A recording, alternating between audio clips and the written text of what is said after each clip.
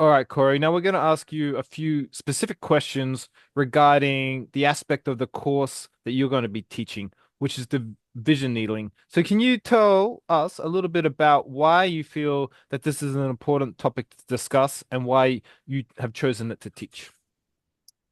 Yeah, so division needling or funsa is an early classification of needle techniques that can be found throughout the Neijing. And there's a chapter called Guanzhen Lingshu 7 that lays out a number of these techniques. Beyond that, actually, there's a recent excavation text from a site called Laoguanshan, and the text is called Sishu.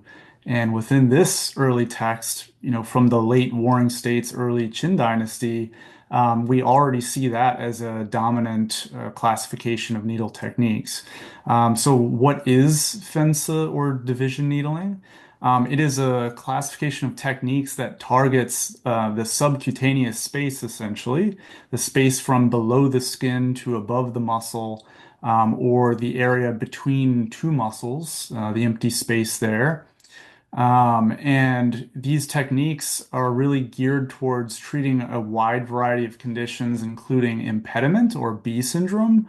That could be cold B, painful B. That could be what's called GB or fatty layer impediment, you could translate it as. Sinew B. So lots of exteriorly originating painful conditions, numbness, tingling, paralysis, hemiplegia, cold and heat diseases, water swelling. So there's a really wide array of applicability for this class of techniques. And why I think it is significant is that not only was it such an historically important technique that influences kind of the whole trajectory of acupuncture, actually. It's also, um, I mean, for me, it's been very useful in clinic, in treating the above mentioned conditions.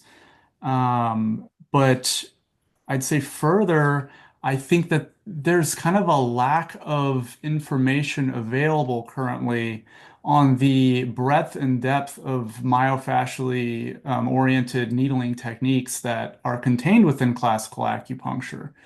And further, I think even the just the information around the terminology of the anatomy or the just around the body that is associated with this. We just don't have much information on it. So, I'm really trying to give access to that information and give access to this wealth of clinically applicable information as well. Thank you.